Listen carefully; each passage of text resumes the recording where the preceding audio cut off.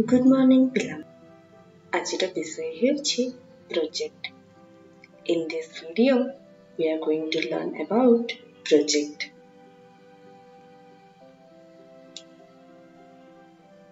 The Oxford English Dictionary defines project as an individual or collaborative enterprise that is carefully planned and designed to achieve a particular aim. Oxford इंग्राजी dictionary project को एक व्यक्तिगत किंबा सहयोगी उद्योग भावरे व्याख्या करे जहा एक निर्दिष्ट लक्ष्य हासिल करिबा पई जत्नर सहित योजना एवं परिकल्पित होइथाय। The first thing to start a project is to ask 3 questions. गोटिए project आरंभ करिबा आगरु प्रथमे 3टी प्रश्न पचारिबा आवश्यक जथा व्हाट, व्हाई एवं हाउ, कौन, काहिंकी एवं किपरि। Let us discuss the idea through an example.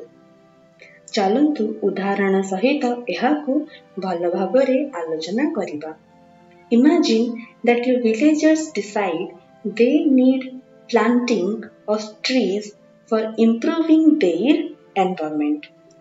भाबो कि तुमर ग्रामवासी माने परिवेशर उन्नति पाई वृक्षरोपणर निष्पत्ति नेले।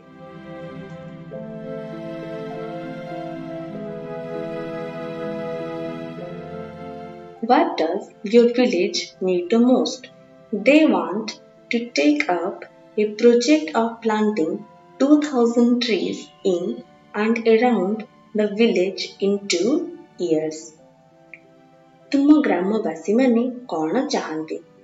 से माने एक प्रोजेक्ट आरंभ करिबाकु चाहुछंती जेउथिरे कि ग्रामरे एवं ग्राम चारि पाखरे 2 वर्ष मध्यरे 2000टी वृक्षरोपण कराजिबो।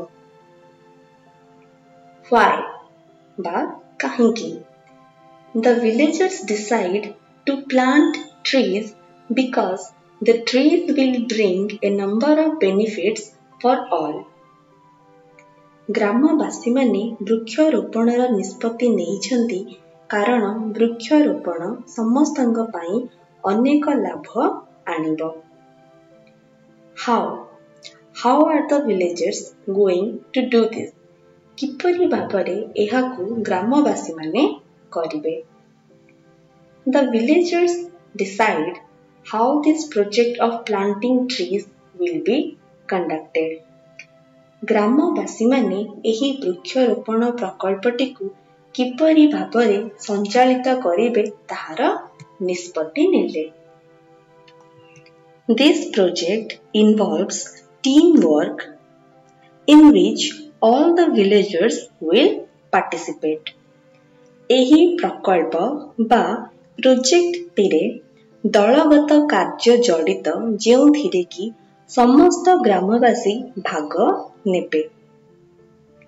A plan will be prepared to help in conducting the project.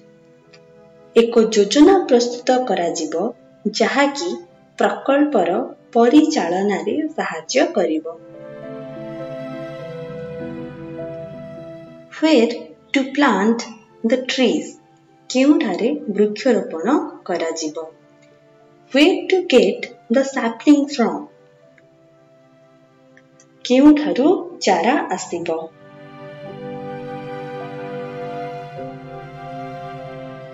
The time when the plantation will be done. केतेबेले वृक्षरोपणर कार्य शेष हेबो। Number of sapling to be planted each day. प्रतिदिन केते संख्यार चारा लगाजिबो। How the sapling will be looked after. चारा लगाजिबा परे ताहार जत्न किपरि नियाजिबो। If any funding is required, the sources for it will be planned. जति कोनोसी पांठी बा अर्थर आवश्यकता हुए तेबे ताहार उत्सर योजना बा planning कराजिबो। The last stage of the project is evaluation. प्रकल्प बा प्रोजेक्ट शेष पर्याय हेउछि मूल्यांकन.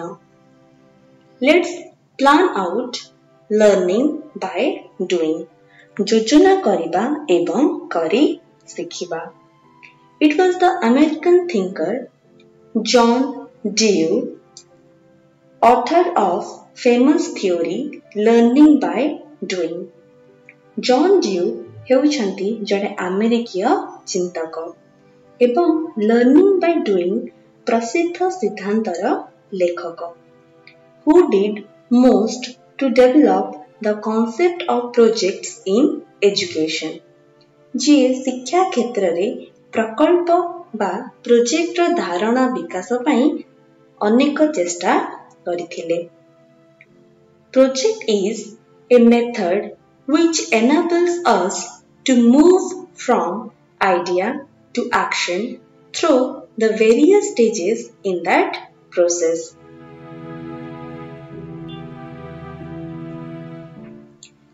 प्रोजेक्ट बा प्रकल्प हेउछि एक पद्धति जहा हमकु सही प्रक्रियार विभिन्न पर्याय माध्यम रे धारणारु कार्य को जीवाकु सक्षम करे. Project is the product of collective activity. Project हेउछि सामूहिक कार्यकलापर उत्पाद.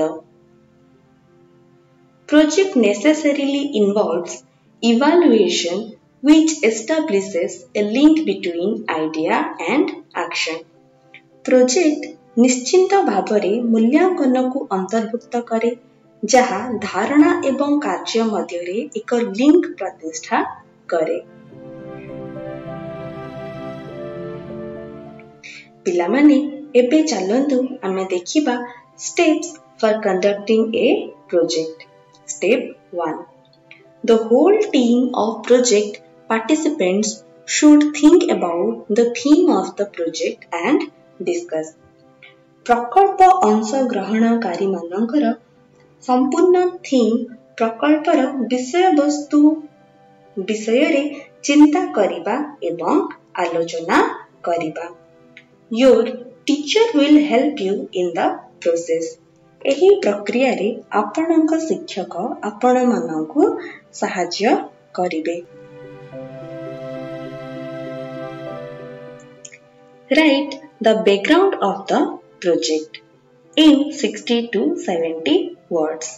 प्रकल्पर पृष्ठभूमि 60 रु 70 वर्ड मध्यरे लेखिबा.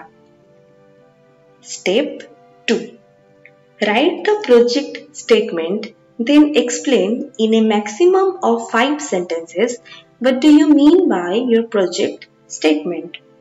Project statement लिखंतु तापरे परवर्ती सर्वाधिक 5टी वाक्य रे व्याख्या करंतु आपणकर प्रोजेक्ट स्टेटमेंट द्वारा आपण कोन करिबाकू चाहुचंती. Step 3. State why you want to conduct this project. आपण काहेकि एही प्रोजेक्ट टी करिबाकू चाहुछंती बोली दर्शांतु. Step 4. State the procedure of conducting the project. In addition, the materials that you need to complete your project. तुमर project संपूर्ण करिवा पई आवश्यक करुथबा सामग्री सहित प्रोजेक्ट परिचालना करिवार प्रक्रिया दर्शांतु. Step 5. Collect the materials. Follow the procedure to write your report. तुमर project report लेखिवा पई पद्धति अनुसरण करुथबा सामग्री संग्रह कर. Step 6. Complete the report with a conclusion that includes your assessment of the project. एक सिद्धांत सहित रिपोर्ट को संपूर्ण करंतु जेउथिरे आपणकर प्रकल्पर बा प्रोजेक्ट रो मूल्यांकन अंतर्भुक्त.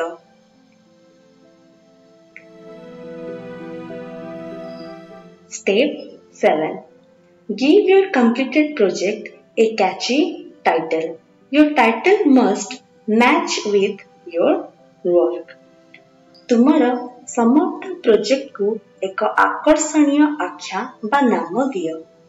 तुमर आख्या तुमर कार्य सहित मेल हेबा जरूरी. Today we have learned project. In this video, we have learned how to plan a project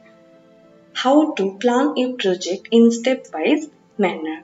In the next video, we will learn about a sample project in outline.